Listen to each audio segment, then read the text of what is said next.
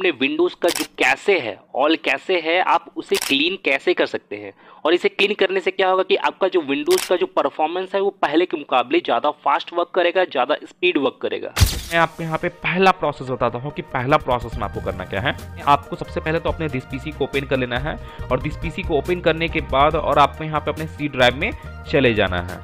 C drive में आने के बाद आपको यहाँ पे फाइंड करना है कि यहाँ पे आपका विंडोज़ डॉट ओल्ड फोल्डर है कि नहीं, विंडोज़ डॉट ओल्ड फोल्डर है कि नहीं, या विंडोज़ डॉट अपग्रेड फोल्डर है कि नहीं।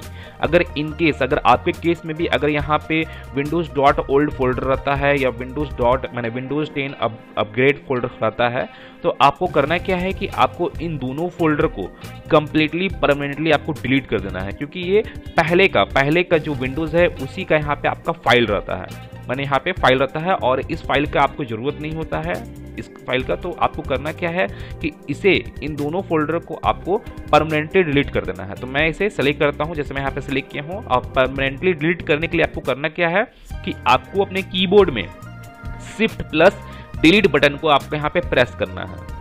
और प्रेस करने के बाद जैसे आप यहाँ पे देखोगे, यहाँ पे आपके सामने एक पॉपअप शो होगा, are you sure you want to permanently delete this 2 items. तो आपको करना क्या है, आपको इसे यस करना है।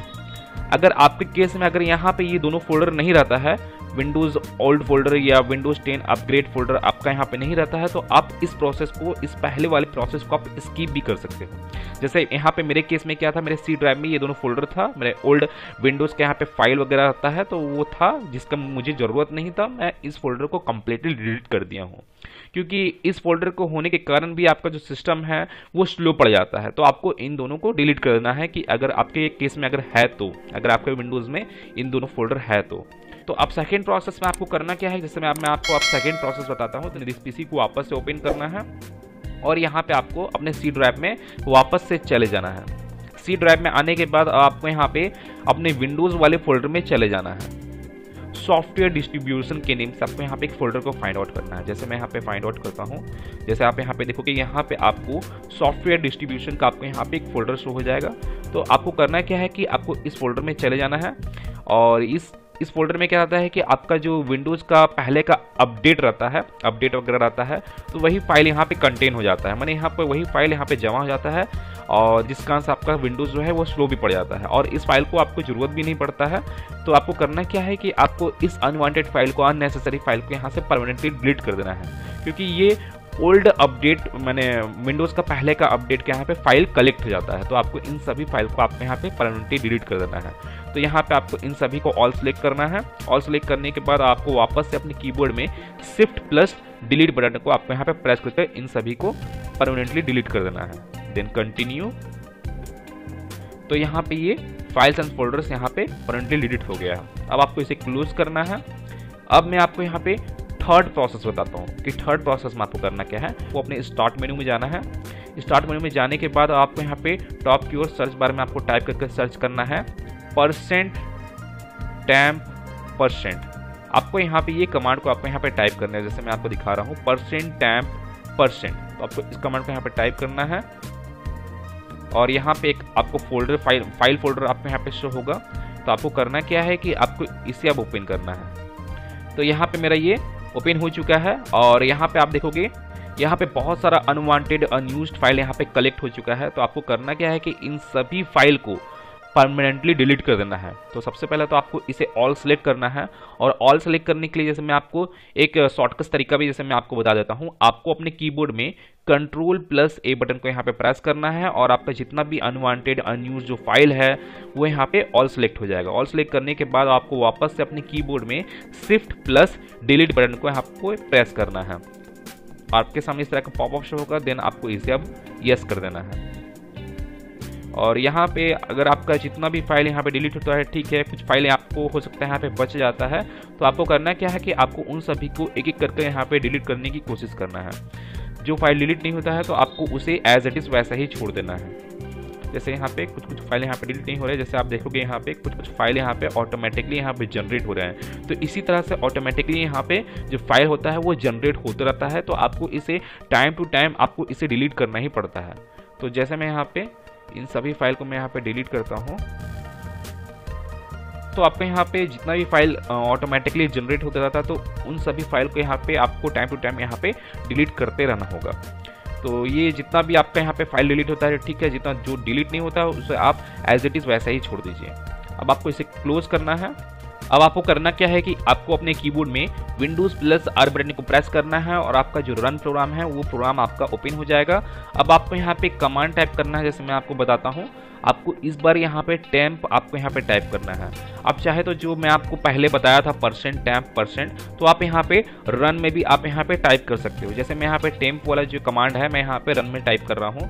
जैसे मैं आपको जूम करके दिखा रहा हूँ, ये कमांड है। तो आपको अब करना क्या है कि अब आपको यहाँ पे इंटर प्रेस करना है या आप यहाँ पे ओके प्रेस कर सकते हो। तो यहाँ पे भी आपका बहुत सारा अनवांटेड अनयूज्ड फाइल यहाँ पे भी कलेक्ट होता है, तो आपको इन सभी फाइल को परमानेंटली डिलीट कर देना है। तो जैसे मैं इन सभी को ऑल सेलेक्ट किया हूँ, ऑल सेलेक्ट करने के बाद अपने कीबोर्ड में सिर्फ प्लस डिलीट बटन को प्रेस करके मैं यहाँ पे इन सभी को परमानेंटली डिलीट कर देता हूँ। तो यहाँ पे भी आपको टाइम टू टाइम आपको यहाँ पे डिलीट करते रहना होगा।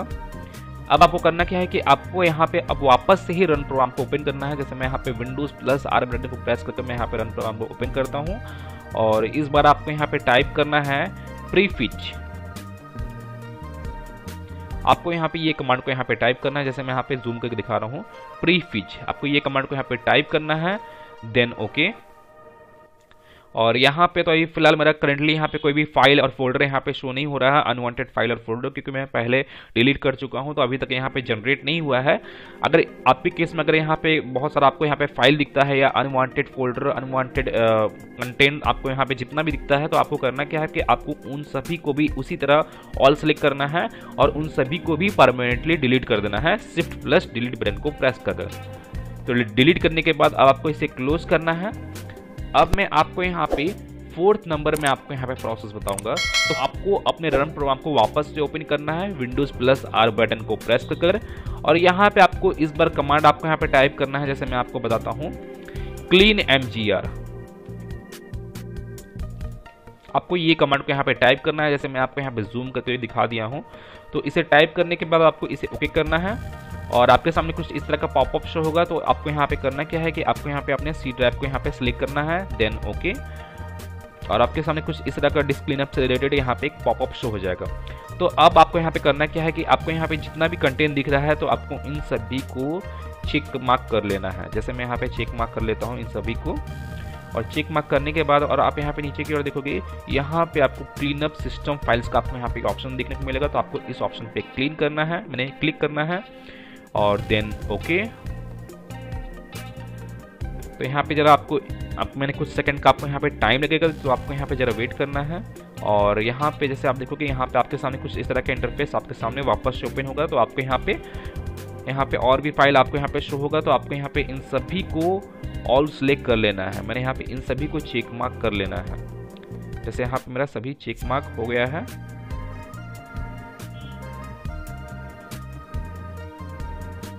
चेक मार्क कर लेने के बाद आपको करना क्या है कि आपको अब इसे ओके कर देना है और यहाँ पे डिलीट फाइल्स का आपको यहाँ पे ऑप्शन शो होगा। तो आपको इसे डिलीट कर देना है। और यहाँ पे आपके सिस्टम में आपके सी ड्राइव के मैंने विंडोज़ में यहाँ पे जितना भी अनवांटेड फाइल या अनयूज्ड फाइल यहाँ पे कंटेन हो गया है, तो यहाँ पे उसका क्लीनिंग प्रोसेस यहाँ पे चल रहा है।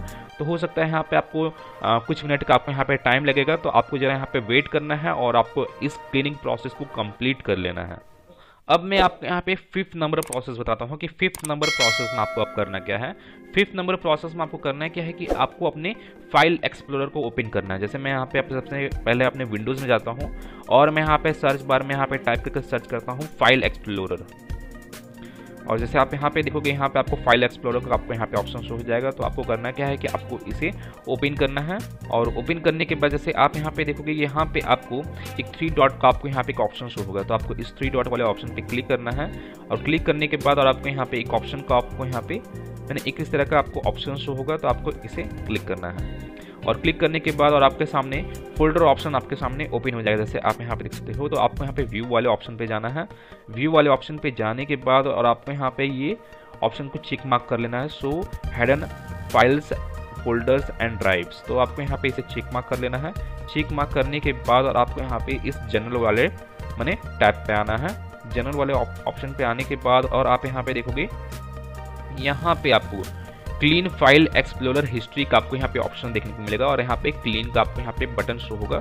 तो आपको करना क्या है कि आपको इसे क्लीन करना है। तो मैं जैसे इसे क्लीन करता हूँ और क्लीन पे टैप करने के बाद आपको करना क्या है कि आपको कुछ सेकंड बाद अब इसे अप्लाई करना है, देन ओके कर देना है।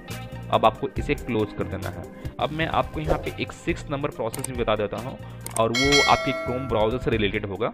अगर आप क्रोम ब्राउज़र यूज़ कर रहे हो तो आपको करना क्या है कि आपको उसके कैशे को, उसके जो हिस्ट्री वगैरह है उसे क्लीन करना है। तो जैसे यहाँ पे सबसे पहले तो मैं यहाँ पे अपने क्रोम ब्राउज़र को ओपन कर लेता हूँ और इससे क्या होगा कि आपका क्रोम ब्राउज़र का जो स्पीड है वो भी इंक्रीज़ होगा। और मैं आपको यहाँ पे साथ ही साथ यहाँ पे कुछ सेटिंग्स में मैं आपको बताऊँगा, तो आपको उस सेटिंग्स को कर लेना है। इस सेटिंग को करने के बाद क्या होगा कि आपके क्रोम ब्राउज़र जो है, जैसे आप यहाँ पे सर्फिंग वगैरह कर रहे हो या आप किसी कंटेंट को आप सर्च कर रहे हो, तो कई बार क्या होता है कि क्रोम ब्राउज़र आपका हैंग कर जाता है। तो वो हैंग नहीं करेगा वो सेटिंग्स करने के बाद, जो मैं यहाँ पे कुछ सेटिंग्स में आपको बताने वाला हूँ। तो आपको करना क्या है कि आपको अपने क्रोम ब्राउज़र के जैसे आप यहाँ पे देखोगे राइट साइड की ओर आपको यहाँ पे 3 डॉट का आपको यहाँ पे ऑप्शन होगा। तो आपको इस 3 डॉट वाले ऑप्शन पे क्लिक करना है और आपको अपने क्रोम ब्राउज़र के सेटिंग्स में चले जाना है।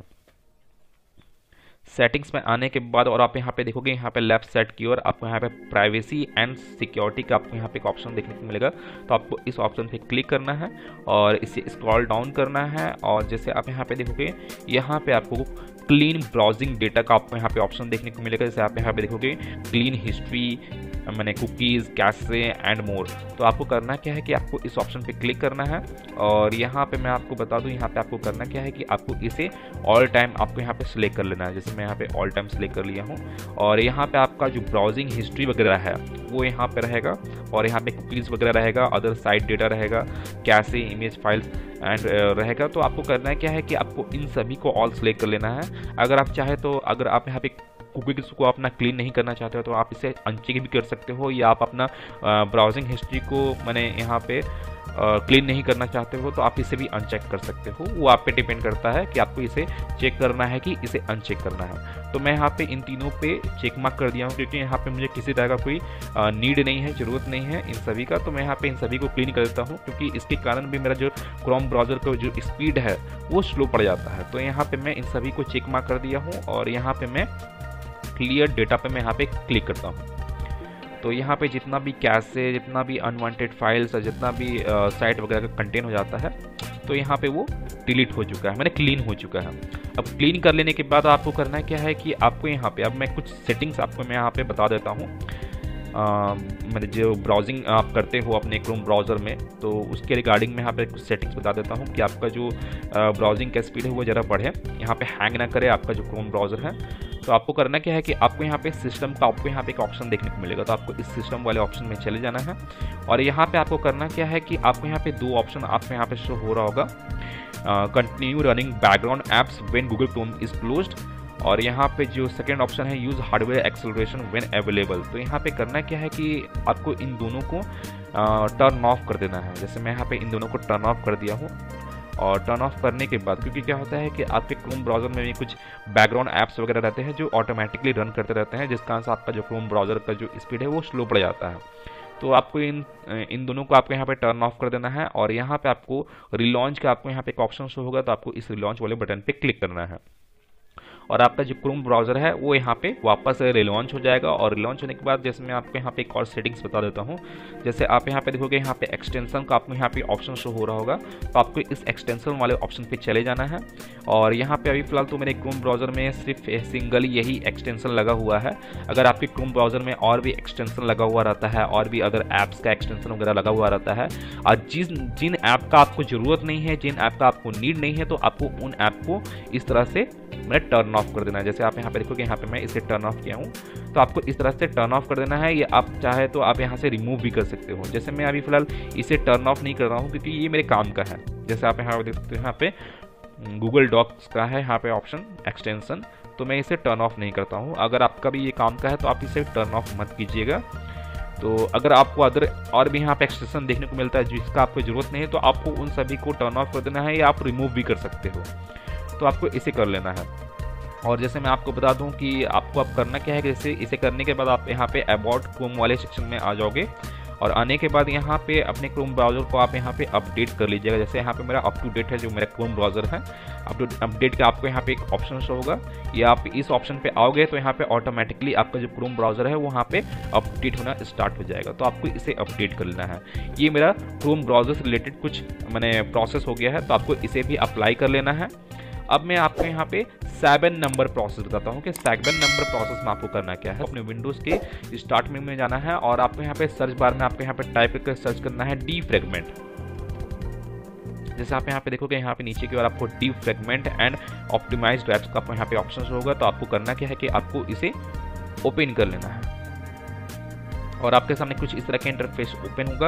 अब आपको करना क्या है कि यहाँ पे आपको जितना भी ड्राइव आपका यहाँ पे शो हो रहा है, C drive, D drive, E drive, F drive, G drive, जितना भी ड्राइव आपका क्रिएटेड है आपके विंडोज़ में, तो जितने भी ड्राइव आपको यहाँ पे शो हो रहा है तो आपको उन सभी ड्राइव को एक एक करके सेलेक्ट करना है। जैसे मैं यहाँ पे फॉर एग्जाम्पल के तौर पर यहाँ पे सी ड्राइव को सेलेक्ट किया हूँ। सेलेक्ट करने के बाद आपको करना क्या है कि आपको यहाँ पे एनालाइज का एक बटन आपको यहाँ पे शो होगा। तो आपको सबसे पहले उस ड्राइव को एनालाइज करना है। अगर इन केस यहाँ पे एनालाइज का बटन शो नहीं होता है तो आप यहाँ पे डायरेक्टली ऑप्टिमाइज वाले बटन को आप यहाँ पे क्लिक कर सकते हो। अगर यहाँ पे एनालाइज का बटन शो होता है तो आपको सबसे पहले इसे एनालाइज करना है, फिर उसके बाद यहाँ पे ऑप्टिमाइज करना है। और मैं यहाँ पे बता दूं कि यहाँ पे एनालाइज और ऑप्टिमाइज होने में आपको कुछ मिनट का आपको यहाँ पे टाइम लगेगा। जैसे किन लोगों का 10 मिनट का भी टाइम लगता है, किन लोगों का 15 मिनट का भी टाइम लगता है, मैंने 100% होने तक। तो आपको यहाँ पे जरा वेट करना है और सी ड्राइव को एनालाइज ऑप्टिमाइज कर लेने के बाद फिर आपको इसी तरह डी ड्राइव को भी एनालाइज ऑप्टिमाइज करना है, फिर उसके बाद आपको ई ड्राइव को भी करना है। तो एक एक करके आपको इन सभी ड्राइव को एनालाइज ऑप्टिमाइज कर लेना है। और जिन लोग का हार्ड डिस्क है आपके सिस्टम में या आपके लैपटॉप में हार्ड ड्राइव वगैरह लगा हुआ है, SSD लगा हुआ है, तो उन लोग के लिए तो मोस्ट इंपॉर्टेंट है उन सभी ड्राइव को ऑप्टिमाइज करना। तो आप लोग को मैं आपको बता रहा हूँ कि यहाँ पे जिन लोग का हार्ड डिस्क लगा हुआ है तो वो लोग खास करके इस प्रोसेस को अप्लाई कीजिएगा। और जिन लोग का SSD लगा हुआ है, जैसे मेरे यहाँ पे ऑलरेडी SSD लगा हुआ है, तो वो लोग भी इस प्रोसेस को अप्लाई कर सकते हैं, इससे कोई दिक्कत नहीं है। आप उन लोग को भी इस प्रोसेस को अप्लाई करना है। और जिन लोग का हार्ड डिस्क लगा हुआ है उन लोग को तो मोस्ट इंपॉर्टेंट है अप्लाई करना। तो यहाँ पे इन सभी प्रोसेस को कर लेने के बाद आपको अब इसे क्लोज करना है। और अब मैं आपको यहाँ पे लास्ट प्रोसेस बता देता हूँ, 8 नंबर प्रोसेस। उससे क्या होगा कि आपका जितना भी सिस्टम में वायरसेस, फॉर्मवेयर वगैरह कलेक्ट हो गया होगा तो वो यहाँ पे क्लीन हो जाएगा, वो वहाँ पे रिमूव हो जाएगा परमानेंटली। तो आपको करना क्या है कि आपको यहाँ पे अपने विंडोज़ के स्टार्ट मेन्यू में जाना है और विंडोज़ के स्टार्ट मेन्यू में जाने के बाद आपको यहाँ पे उसके सेटिंग्स में चले जाना है। जैसे मैं यहाँ पे इसके सेटिंग्स में जाता हूँ। सेटिंग्स में जाने के बाद और आपको यहाँ पे जैसे आप यहाँ पे देखोगे, यहाँ पे आपको प्राइवेसी एंड सिक्योरिटी का आपको यहाँ पे ऑप्शन देखने को मिलेगा। तो आपको इस ऑप्शन में चले जाना है और यहाँ पे आपको विंडोज सिक्योरिटी का ऑप्शन आपको यहाँ पे शो हो जाएगा। तो आपको इस ऑप्शन पे भी चले जाना है और इस ऑप्शन पे आने के बाद और आपको यहाँ पे ओपन विंडोज सिक्योरिटी का बटन आपको यहाँ पे शो होगा। तो आपको इस पर क्लिक करना है और आपका जो विंडोज सिक्योरिटी है ये यहाँ पे ओपन हो जाएगा। और आपको करना क्या है कि आपको यहाँ पे वायरस एंड थ्रेट प्रोटेक्शन वाले ऑप्शन पे चले जाना है और यहाँ पे आपको स्कैन ऑप्शन आपको यहाँ पे शो होगा। तो आपको इस ऑप्शन पे क्लिक करना है और यहाँ पे आपको फुल स्कैन पे यहाँ पे चेक मार्क कर लेना है। चेक मार्क करने के बाद और आप यहाँ पे देखोगे यहाँ पे स्कैन नाउ का आपको यहाँ पे बटन होगा। तो आपको इसे क्लिक करना है और आपका जो सिस्टम का स्कैनिंग है, वायरस रिलेटेड यहाँ पे सिस्टम का स्कैनिंग है वो स्टार्ट हो जाएगा। तो यहाँ पे स्कैन होने में किन लोग का 2 आवर का भी टाइम लगता है, किन लोग का 1 आवर का भी टाइम लगता है। तो वो आपके सिस्टम के डेटा पे डिपेंड करता है कि आपके सिस्टम में कितना डेटा है, उसके अकॉर्डिंग यहाँ पे टाइम ड्यूरेशन आपको यहाँ पे देखने को मिलेगा। तो यहाँ पे आपको अपने सिस्टम को कम्प्लीटली स्कैन करना है। और ये जो एंटीवायरस है, विंडोज सिक्योरिटी या विंडोज डिफेंडर भी कितने लोग कहते हैं, तो ये जो एंटीवायरस है ये माइक्रोसॉफ्ट का ऑफिशियल एंटीवायरस है। और आपको किसी भी तरह का किसी भी तरह का एक्सटर्नल एंटीवायरस मार्केट वगैरह से परचेस करने की जरूरत नहीं है। आप इसी एंटीवायरस को यूज करके आप किसी भी वायरस को आप रिमूव कर सकते हैं। और मैं पर्सनली भी यही एंटीवायरस को यूज करता भी हूँ। तो आपको इसी एंटीवायरस को यूज करना है और यहाँ पे स्कैन होने के बाद जो आपका जितना भी वायरस और फॉर्मवेयर वगैरह कलेक्ट हो गया होगा आपके सिस्टम में वो वहाँ पे क्लीन हो जाएगा, रिमूव हो जाएगा। तो आपको इस प्रोसेस को एटलीस्ट जो स्कैनिंग का जो ये प्रोसेस है वो एटलीस्ट कम से कम आपको 1 वीक में 1 बार तो जरूर करना है। और जो डीफ्रैगमेंट का भी जो प्रोसेस था उसे भी 1 वीक में 1 बार जरूर करना है। तो गाइज मैं फिर मिलता हूँ नेक्स्ट वीडियो में। Till then and bye bye. और एक बात और, सब्सक्राइब बटन पे 2-3 फैट लगा दीजिएगा जिससे सब्सक्राइब हो जाए और घंटी वंटी गिर जाए।